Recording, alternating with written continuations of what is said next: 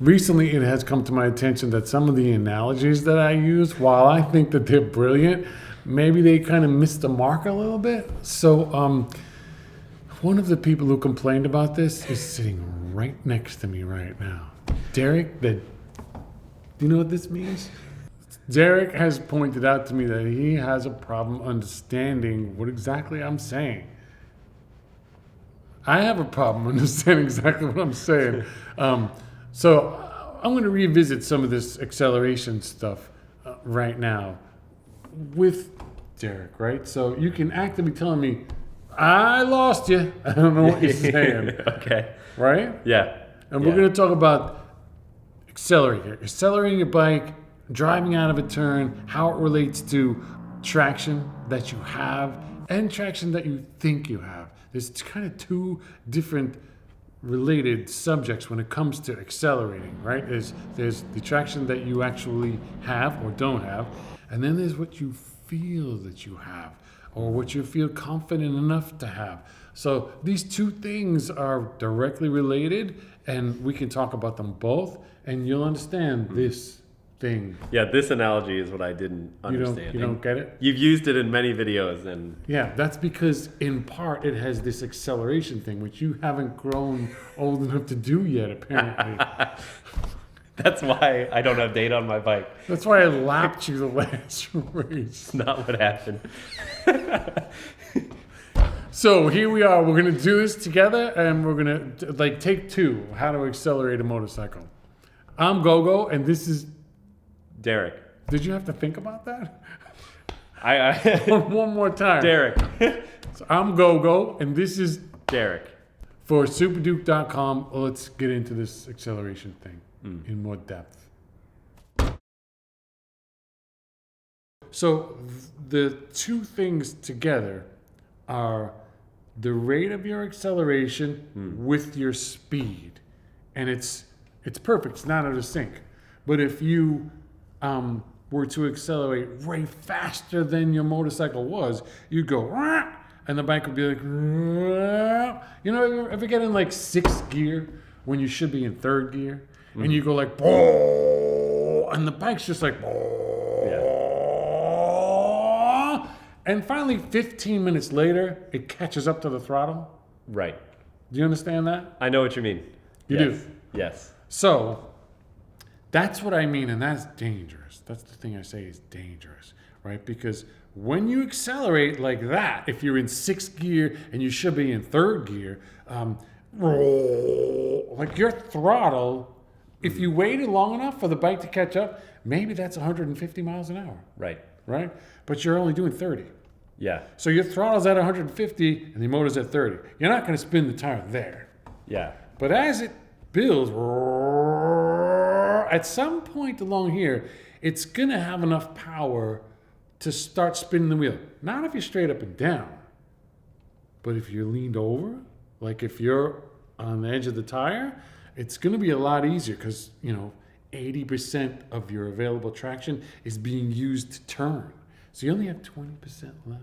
Mm-hmm. Right? So if the motor's if your hand is way here, way ahead, and the motor's, it's building, it's catching your hand, right? You made this difference. It might start to spin here. And now it's going to snap. That's the problem. That's what I was trying to describe. Because if your hand is at 150, let's say you were just a gorilla. Yeah. And you just wah! You just whacked all the throttle you could, right? As the bike's leaned over. Your throttle's at 150 and your bike's at 50. Yeah. And you're leaning and you're trying to drive out of this turn. Well, now it's at 60, right? And then maybe finally at 60, it has enough power with your lean to start spinning the rear tire. Yeah. So now the bike's at 60 and your hand's at 150 and it starts to spin the tire. Yeah. You don't feel it immediately. You don't know that you lost traction just a little bit. Right. It actually has to start moving. The bike has to start moving. So if it starts at 60, maybe you're not going to know till 70. Maybe you're not going to know till 90. But the point is, you're not going to know it immediately, right? Yeah. So your hand is at 150 and your tire is at 70, and you start to figure out, oh shit, it's starting to spin. Mm-hmm. The problem is the gap here. Is this a delta? Yeah. That's the delta? It feels like when you have 100% traction, there's a huge resistance to the tire speeding up, and that's accelerating the whole bike. And as soon as you lose traction, the resistance for that tire to spin faster is very little. Goes down. It goes way down. That's what I mean. It goes whoop. And like, then it'll, like, yeah. Once that tire starts to spin, whoop, it goes crazy like this. That's why if you're trying to learn how to spin the tire and drive out of a turn, I always say use a lower gear, right? So higher RPMs. So if you're on the edge of traction and you're at like 9,000 RPMs, when it goes whoop, like when it all of a sudden breaks loose and the revs rev up, they're only going to rev up a little bit. Right. You're already close. But you don't want to be spinning that thing when you're at 6,000 RPMs, right? Because 7, 8, 9, 10, 11, that's too much for you to catch. So with the throttle, the analogy? Yeah, somebody else in the comments said your analogies are fine, but sometimes I don't get them. I get it. I struggle with that too. That's why we're doing this. So let's say your throttle's at 150 and your traction starts to break loose at 60, and now it's at 70 and it's rising quickly. Right. So you start to catch on when it hits 70, and maybe you start to back off with your hand. You're starting to back off the throttle. By the time you sensed it and your brain sent a message to your hand and your hand started to roll off, now you're at 140 or 130. It's still going 80, 90, 100. You got too far ahead of it. That's why I'm saying this thing, the little moped, the really slow bike, when you were just going at a walking snail's pace, you were exactly synced. Right. You understand that now? Right. There was no wheel spinning. There was no lagging motor and your throttle got way ahead. You just, everything was perfectly in sync. But when you go whack, and it catches you, that's the dangerous area. At the beginning of the season, I was riding around Thunderhill in a gear taller than you. We looked at the data. And I heard you while I was filming. One of the reasons why I was in such a tall gear, I almost made you go home in someone else's truck. is because it felt like less of an on-off switch, right? So I could be mid-corner, and then when it was time to pick up the throttle, it wouldn't go rop, rop, rop. It wouldn't do that. It would be smoother. But what I'm understanding, if I'm understanding By it correctly, smooth, you mean slow. slower, and Was it too jarring to accelerate that hard? No, the point is, what it sounds like, even though it felt safer, it was actually more dangerous, because if the tire did break loose at that point, it would snap. There's got to be a word for when the traction just, like the wheel spin, just goes whoo. It just whoo.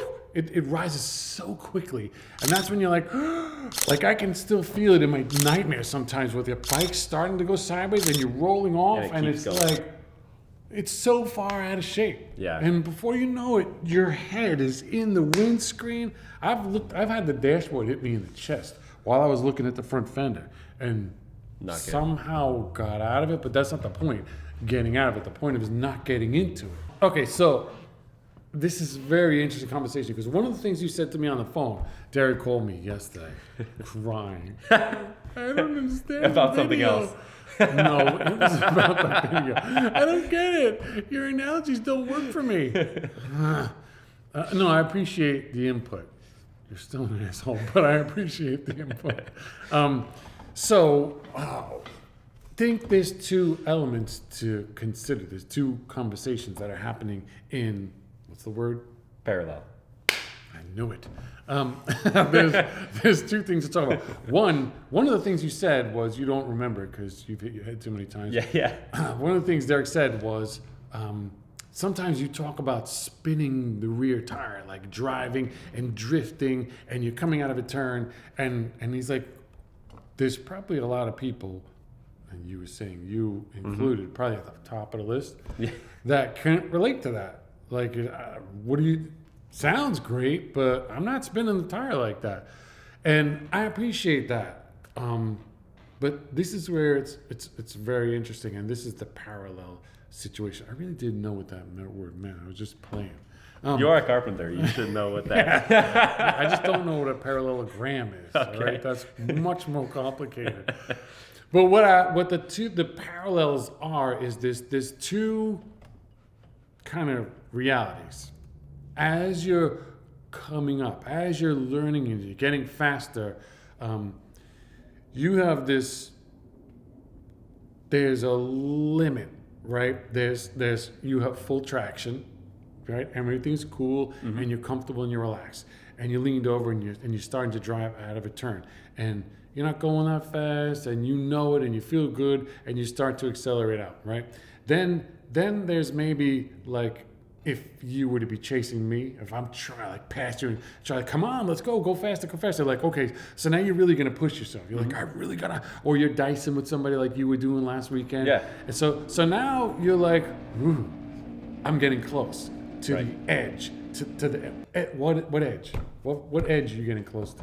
Because you said you feel like, ooh, what was it that was keeping you from accelerating harder? I was waiting for the bike to be more upright before I really got into the throttle. It was less. You know, I understand this idea of, you know, you lean the bike over, you know you're gonna make the exit, so you start to roll it on. That beginning portion is where I'm lacking, and it feels like I wait, stand the bike up, and then it's more, for lack of a better word, I more stab at the gas than roll it on, like gently at the beginning. I want to ask a more specific question. Why didn't you turn the throttle more in the beginning of your drive? You started to give it throttle, right? You started, or you waited and then you gave it more. Like, why didn't you give it more? It's because I don't have confidence at near full lean that it's gonna stick. That's what it feels like. So what Derek is describing, and this is really valuable, and it's good that you can be honest about it because you usually lie all the time. Yeah. What Derek is describing is you are limited by what 99% of the people who ride motorcycles are limited by. I'm included in that too. By this emotional understanding that you have. And I say emotional understanding because, like, it's a little bit fear-based. For sure. Right? Fear is a big factor in there. It's not just your mind that's saying, you don't have traction until 31.5 miles an hour. No. You fear, and you like, that's the edge. That's the edge that you've learned, and you're at. So when I talk about, and this is very interesting, probably the key of one of the points of this video is when I talk about this, okay, there's two things that I'm synchronizing at the same time. These are the parallel conversations. When you're accelerating very slowly next to your mom who's walking down to the market, like, you're in sync perfectly with the speed of the motorcycle as it accelerates, right? Mm-hmm. So when you're out there battling with some dude, you get a little bit of ahead. You get a little bit ahead of, you could say in one conversation that it's your traction, right? Like we were talking about before. Or you could say in another one, if I change this to like a round shape, maybe this is like your heart. Yeah. I don't want to be like your like a hippie. Comfortability, like your level of comfort. This is like the emotional you. And let's say this is like your bike and your actual rear tire traction. So your early days of racing, including up to this point right now, you're not really dealing with this as much as you're dealing with this. Right. Right? So it's the same scenario. It's the same thing. here's your emotions, here's your throttle. So you're accelerating like this. You're keeping these two things perfectly in sync. Right. Because you're scared. Right? Yeah. So this is where the Bobby Fong analogy comes in, okay? Bobby Fong was a young dude. I think he was 16 or something. And he had just come from flat track. Like, he's a good flat tracking dude. Like, he could ride a motorcycle fast. And they introduced him to road racing. So here he comes, and he had sponsors and stuff. He was racing an R6, and I was racing a 749R. And he came into my zone. Like, I had already been there for years, and all of a sudden, here's this Bobby Fong guy. And at Sears Point, there was this turn 3 thing where you would drive up a hill and crest this hill, and you're on the gas, cresting the hill, and the front would come up a little bit, and then it would land, and you drive down this short hill, nail the brakes, and then off camber, very sharp right. You do a downshift, 2 downshifts? Maybe just 1 downshift. This really sharp right, that was like on the edge of a hill, going away from you off camber. And when you got to that apex and beyond, I'll try to find some old footage of it. Yeah. And you start to exit that turn. I don't say drive out, because it's a really important part of the lesson. I mostly would just go past the apex and go all the way to the outside of the track where there was like alligator teeth. And then finally the turn was done, and then I would start to accelerate, because it was sketch. It was off camber, and it was really tight, and it was a tricky part of the track. Bobby Fong, I could crest the hill with him. We could rush down to the turn together, side by side, and we must have passed 6 times in the race. It was intense. And we would go into that right, and I'm telling you, the instant that he hit the apex, full throttle. His bike would jump out of the turn.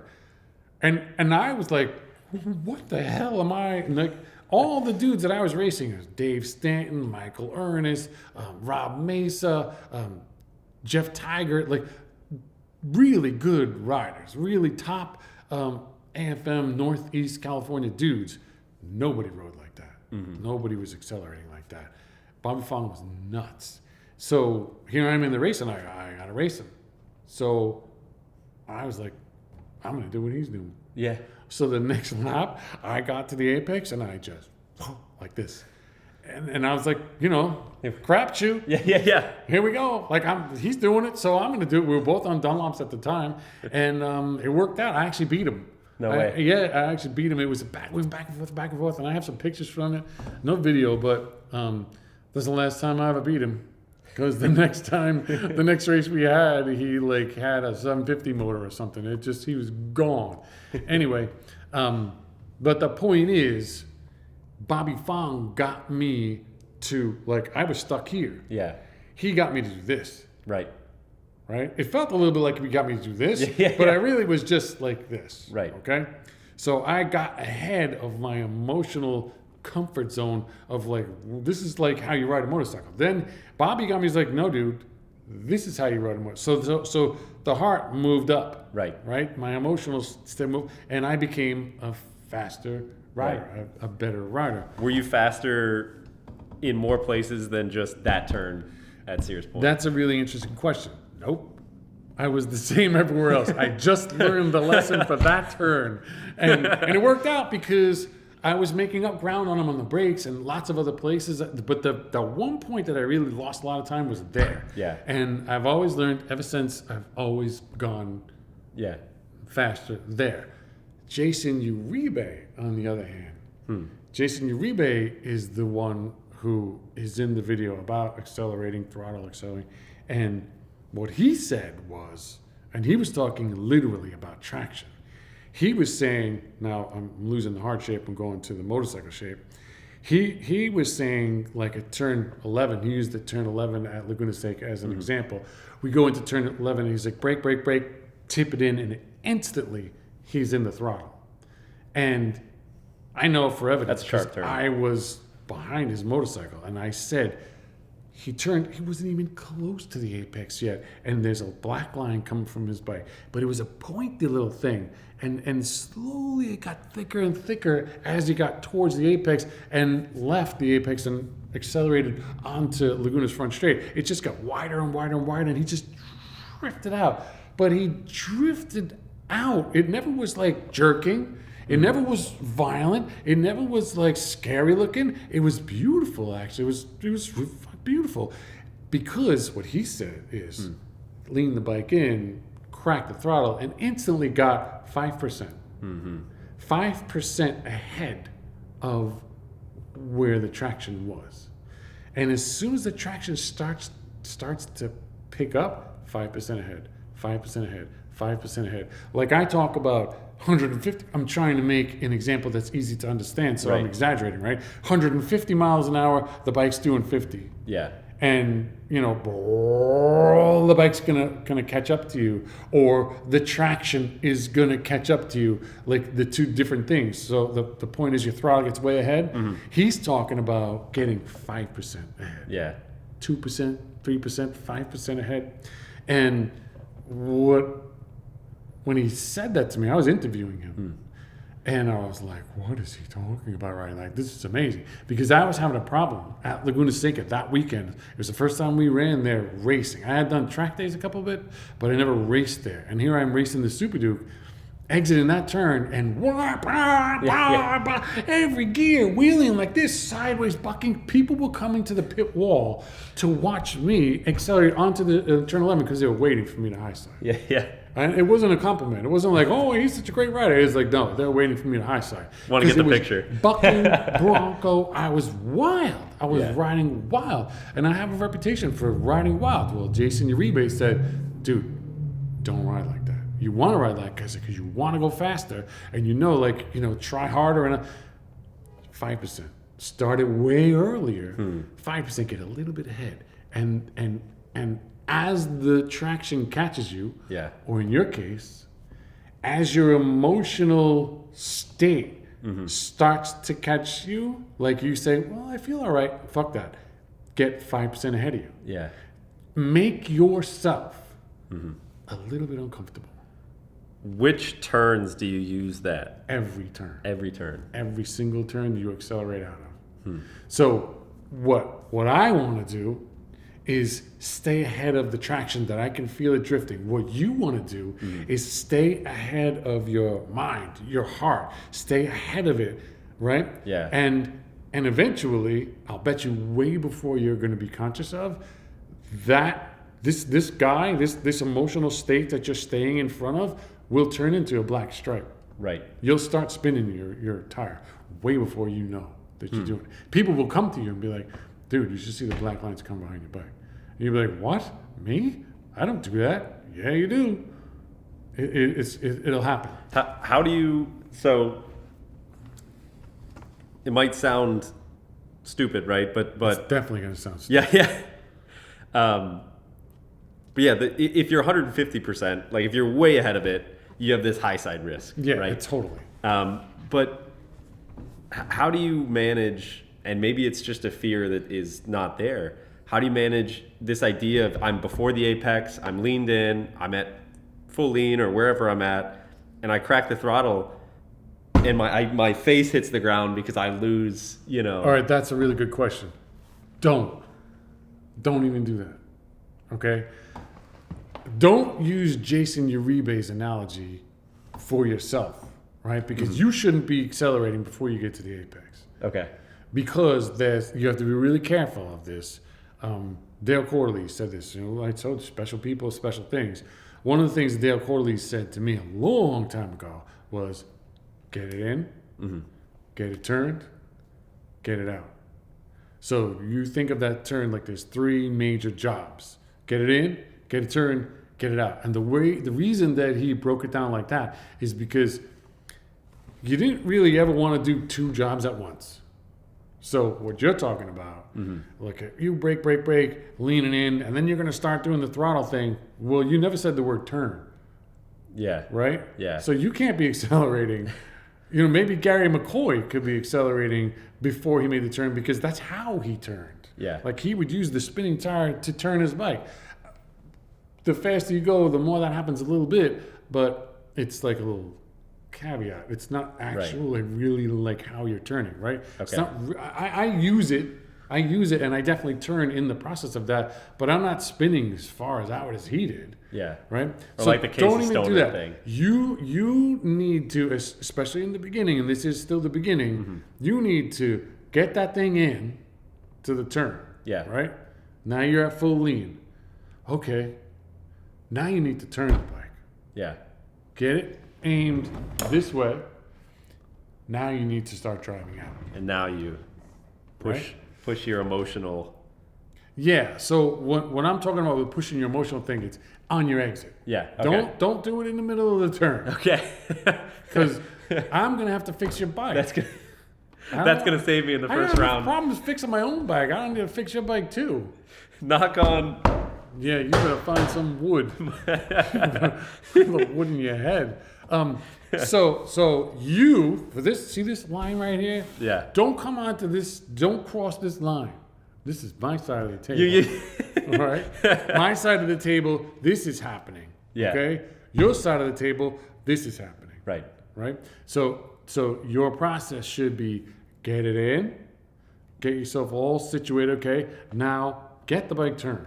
Right. Now, when you're done getting the bike turned, start to stand it up. That's how you finish the second job. Start to stand it up. Now you can start to get into the throttle. You do not want to be playing with your throttle experiment while you're still at full lean. Yeah. Because you didn't finish the turn yet. And here is a really key thing. This is so important. And I know this is so important because of the analysis that I've done with Gavin, who, you know, his brain is like up there somewhere. He's pretty smart dude. Analyzing the data, comparing my lines to his line, my throttle to his throttle, my braking to his throttle. It's just intense how we broke it down. And Angela helped illustrate the difference in how we ride. So Gavin brakes harder than me. He has higher roll speed than me, and he accelerates harder than me. All three things. Why am I 5 seconds a lap faster? Well, we've had the conversation about you start blending the get it in, get it turned, and get it out.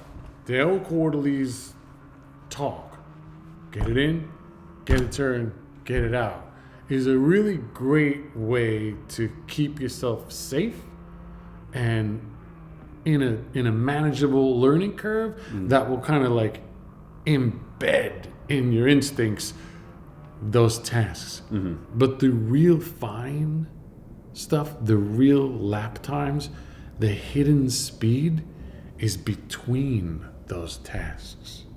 That's where the speed lives. Speed for you have seconds and seconds and seconds and seconds. Right. But tenths upon tenths upon tenths live in between those tasks. Right? So we could talk about that data in another conversation. But do you understand that now? Do you understand this throttle thing now? It makes more sense? It makes more sense, and it also makes sense of where to apply it on the track. That's important. And when, instead of just, Yeah, that's important, because I don't have that many spare parts. Yeah. But the other thing is, I noticed, and I experienced in the last AFM round, I raced the Open Superbike and the Open Super Stock classes. The novice Open Superbike and Open we're Super going to Stock. talk about accelerating, aren't we? And I had a lot of fun going back and forth with a few guys that were on S1000 RRs, the BMW bikes. Fast. Super fast. Fast bikes. And we had so many back and forths, but every lap, it felt like I'd get ahead on the brakes into one or into two, and I'd stay in front, and then on the main straight, they would pass me like I was standing still. Unbelievable. And I know the bikes have a lot more horsepower than me, but when I watch you race with the leader bikes too, and it doesn't look like there's such a horsepower gap between you and those guys as there is between me and those guys. I'll tell you exactly why. You want to know why? I would love to know.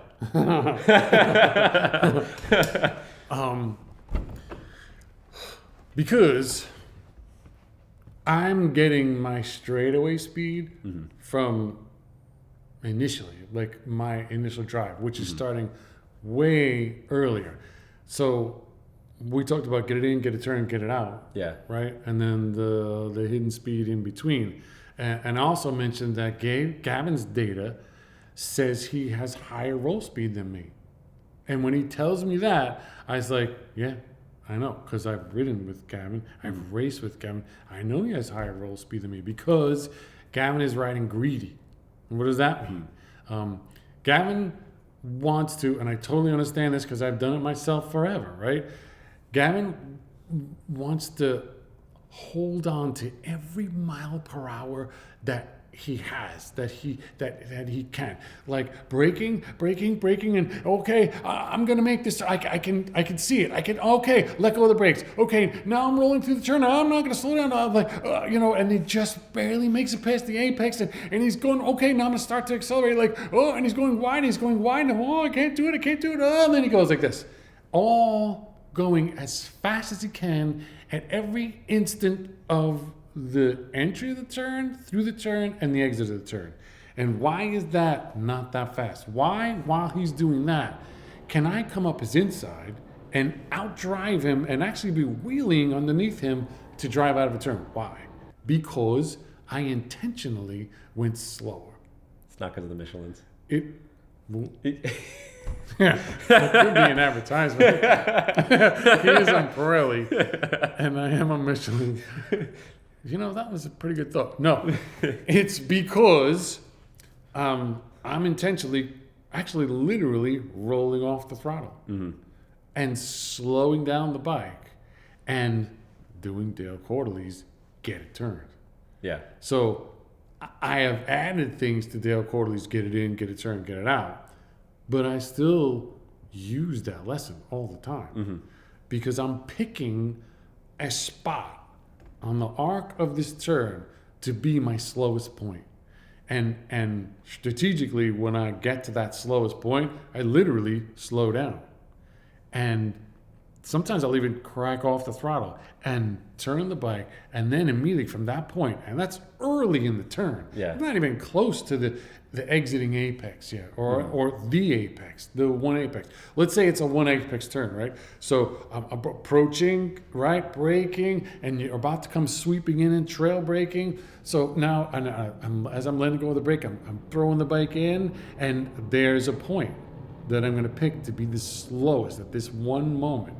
And when that moment comes, I turn the bike and then immediately start to lift. Just like you're braking and pushing in as you let go of the lever, I'm lifting and twisting the throttle to come out. And I'll start my drive way earlier than most of the guys around me. For instance, at Laguna Seca, the last time we raced there, July. Yep. Right, there was that open superbike race. First time at Arma. The 10-lap race. Yeah, first time at Arma, they had 1,000cc inline modern superbikes there. And there was quite a few of them. That was a fun race. Like, there was fast guys.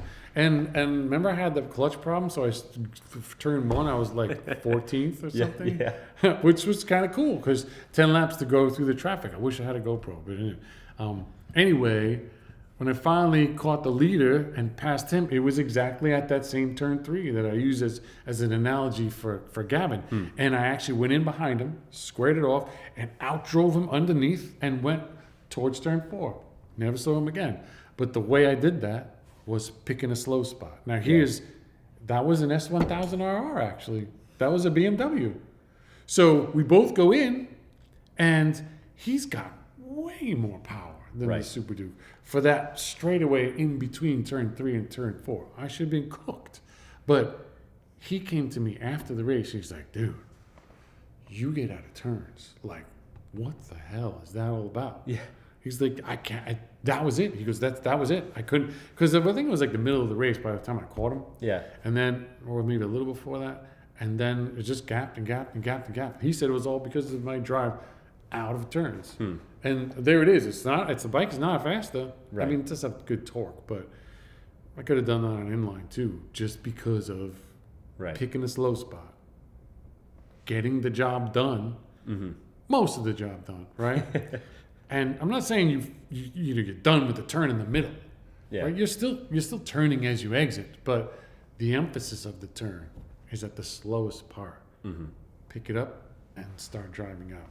And that's where, anytime I've passed you, like on the track, it's because of what I did before. Right. That makes me pass. And I kind of do it on purpose because I want to put you into an emotional state of like, what am I doing here on the racetrack? That's works. my goal. When I see you up front, like in the last race, I'm like, oh, I'm gonna destroy him emotionally. The ride home in the van for 3 hours, you're gonna be like, I don't know if I should still race. Every drive home is like that. Yeah. No, you've done really well though. I'm proud of you. No, thank you. Don't touch me. So We're keeping that in the video. yeah, I have no problem giving you a compliment as long as you don't start touching me or hugging or anything like that. Don't do it. There you go. I hope that was easy to understand.